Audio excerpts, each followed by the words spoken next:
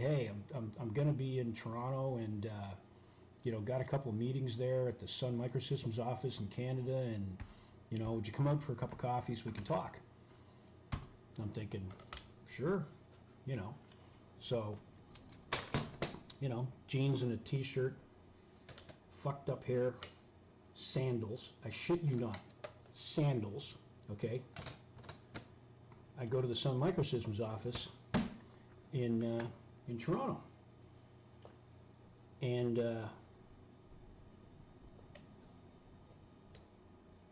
anyway, I get there, go up to the main reception area, which is this big, fancy, I'd like to say Silicon Valley type office, but it's still in Canada. I mean, we've got a certain amount of decorum, but nonetheless, you could tell, you're in a company that's a 12 to 15 to $20 billion company, right? So the main entryway and whatnot was all very fancy and shit, and this lady at the front desk looks at me, kind of gives me that up and down kind of glance and says, "Can I help you?" kind of thing. And I said, yeah, I said, I was told to be here. There's a guy that I'm supposed to talk to. His name is whatever. I rolled off a name. And she kind of looks at me. She says, oh, right this way, sir. Yes, please. Can I get you a cup of coffee, water? Would you like spring water? We could bring you some a Perrier. And I'm like, what? No, you've got a coffee machine. I can make a coffee. You got a coffee machine handy around here? She goes, oh, no. She says, no problem. I'll just get that for you. I'm like, what the fuck, right? The guy that flew in to meet me was the global director for Solaris Technologies for Sun Microsystems, for the whole fucking planet Earth. And he only reported to the CEO. And we sat down and had a talk, and he said to me, he says, I really need KDE. He says, you've got KDE. You're shipping out KDE right now, he says, to our customers. I said, my customers. He goes, yeah. He says, our customers, ours. He says, I need KDE in Germany. He says, the Germans want KDE. They really want KDE. They do not want GNOME. They want KDE, and they want it on their Solaris machines. They want it on x86. They want it on Spark. And I said, yeah, I can do all that. We've already got that. What are you talking about? We're already shipping it. I said, we're shipping it with multimedia. I mean, we've got M-Player working, right, with audio and everything. He goes, exactly. He says, and we don't have that. He says, so anyway, to make a long story short, and he says, what can I do for you? And I said, I could use some servers actually to get the software builds going a little bit faster. He goes, right. He goes, okay. He says, send me an email. He says, give me a shipping address. Fucking 2 weeks later, a 54-foot-long tractor-trailer fucking truck pulls up in front of my house. Driver knocking on the door, and me saying to him, holy fuck, what's going on? He says, you don't have a loading dock. I said, loading dock? It's my house. He goes, how are we going to get this stuff out of this, out of the back of this truck?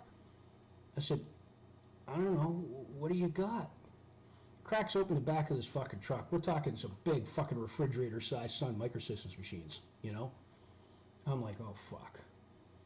I said, okay, I got an office in Toronto, loading dock, the whole 9 yards. Here, you got to go there. Let me call the guys. We'll be able to get everything in there, and we'll just have to... Anyway, to make a long story short, before you knew it, I was running a data center-sized fucking operation with 75 to 80 guys with a whole shit ton of Sun Microsystems guys in there, and they're like, yeah. He says, we got to go head-to-head with Linux. And I said, well, okay. Didn't want to say good luck, Yeah. Anyway, so let's do a test here. Okay, little test. I got to put this away. Very, very sensitive. Okay, very sensitive.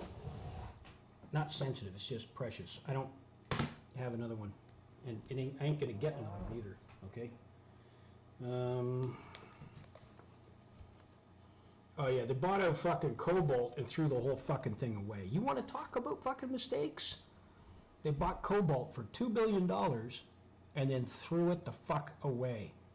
Internal politics and bullshit is what caused that, okay? I can assure you, I know that story. This guy was really fucking cool with me. He even says, would you like to know who headed up that decision? I said, I don't give a shit. Even worse, they canceled the entire x86 product line because they figure, well, there's no money in that. $2 billion in a Cobalt, and then they threw the whole fucking thing away. And I got like, what, half a dozen of those LX50s, Cobalt LX50s. I had half a dozen of those fucking things. Great servers, though.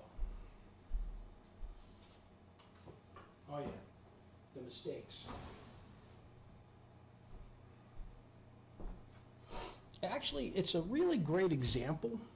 It's a great example of third generation stupid. You see, first generation type operations, those people are motivated, they work all fucking night long, they sweat the details. I'm talking like first generation Microsoft, first generation Apple, first generation Sun Microsystems.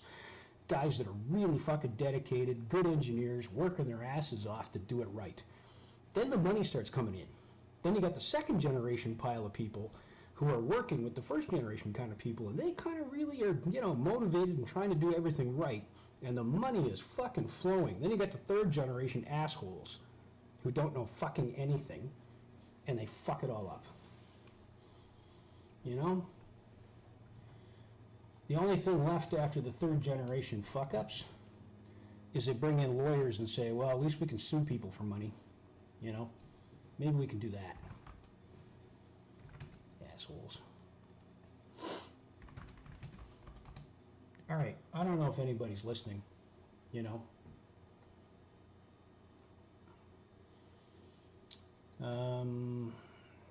Okay, Debian PPC 64. But this is not going to work.